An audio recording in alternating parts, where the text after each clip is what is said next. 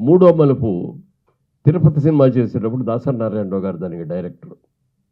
నా ఫ్రెండే అతను ప్రొడ్యూసర్ హనుమాన్ ప్రసాద్ గారు.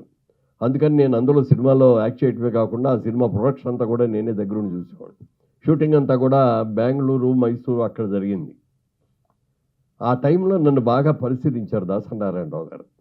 నా సిన్సియారిటీని కానీ, లేకపోతే క్రమశిక్షణ కానీ, లేకపోతే టైం మెయింటైన్ చేయడంలో కానీ, ఇవన్నీ కూడా చూసి, మురళి నిన్ను పెద్ద హీరోయిన్ చేసే బాధ్యత నాదయ్యా, నా సినిమాలన్నింటిలో నువ్వు ఉంటావు అని చెప్పి దాదాపుగా 25-30 సినిమాల దాకా ఆయన సినిమాల్లో నటించే అవకాశాన్ని నాకు కలగజేసినటువంటి దాసరి నారాయణరావు గారిని నేను జీవితంలో ఎప్పటికీ మర్చిపోలేదు. నా జీవితానికి మూడో మలుపు తిప్పిన వ్యక్తి దాసరి నారాయణరావు గారు. ఆ తర్వాత హీరోగా చాలా సినిమాలు చేసాం, సక్సెస్ఫుల్గా జరిగింది. సినిమా ఇండస్ట్రీ అక్కడి నుంచి హైదరాబాద్ షిఫ్ట్ అయ్యే పరిస్థితులు కూడా వచ్చినాయి.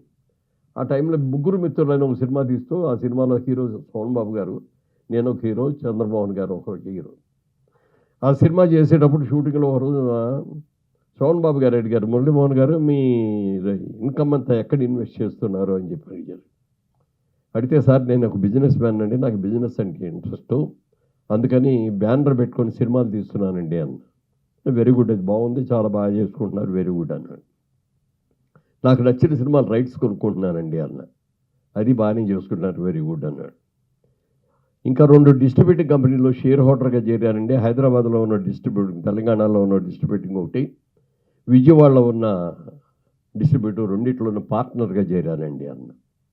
మీరు ఎప్పుడన్నా వెళ్ళి ఆఫీస్లో కూర్చుంటారా అని అడిగారు ఆయన. లేదండి, నాకు కుదరదు కదా. అంటే వాళ్ళు కష్టపడి సంపాదించి మీకు లాభాలు పంచుతారంటే మీరు నమ్ముతున్నారా అన్నాడు.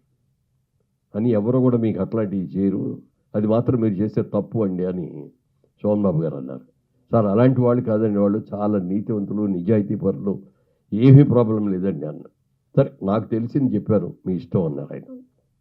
ఆయన నోటి మాట ఏమన్నారో జరిగిందో కానీ, సంవత్సరం తిరగకుండా 2 కంపెనీలు కూడా మూతపడిపోవడమే కాకుండా, ఆ కంపెనీ వాళ్ళు చేసిన అప్పులు కూడా నా మీద పడి నేనే తీర్చాల్సిన పరిస్థితి వచ్చింది. బికాజ్ అందులో నేను ఒక పార్ట్నర్గా ఉండటం మూలంగా. అప్పుడు మళ్ళీ సోహన్ బాబు గారి దగ్గరికి వెళ్ళి, ఏమండి మీరు చెప్పిందే కరెక్ట్ అయిందండి, 2 కంపెనీలు కూడా మూతపడిపోయినాయి, కానీ నాదొక అనుమానం అండి, నాకంటే పెద్ద హీరో మీరు, నాకంటే సీనియర్ హీరో, నాకంటే ఎక్కువ రెమ్యూనరేషన్ తీసుకుంటారు, మరి మీ డబ్బంతా ఎక్కడ ఇన్వెస్ట్ చేస్తారండి అని అడిగాను. ఆయన చెప్పాడు అప్పుడు, సో ఈ ప్రపంచంలో 3 వంతులు సముద్రమే ఉంది, 1 వంతే భూమి ఉంది. ఈ 1 వంతు భూమిలో మంచు పర్వతాల్లో వెళ్ళి నివసించలేము, ఎడారుల్లో వెళ్ళి నివసించలేము. కాబట్టి అన్నిటికీ సమకూలంగా ఉన్నటువంటి ల్యాండ్ అనేది చాలా తక్కువ ఉంది. ఇవాళ ప్రపంచం యావత్తు చూసుకుంటే జనాభా విపరీతంగా పెరిగిపోతుంది. రాబోయే రోజుల్లో ల్యాండ్కి మంచి డిమాండ్ ఉంటుంది అని నేను నమ్మి, నా ప్రతి రూపాయిని కూడా నేను దాని మీద అవసరమైతే అప్పు చేసి కూడా ల్యాండే కొంటున్నానని చెప్పాడు. అప్పుడు ఎంక్వైరీ చేస్తే మెడ్రాసు చుట్టుపక్కల ఎన్ని ల్యాండ్స్, అసలు ఎన్ని బిల్డింగ్స్ కట్టారో చెప్పడానికి లేదు.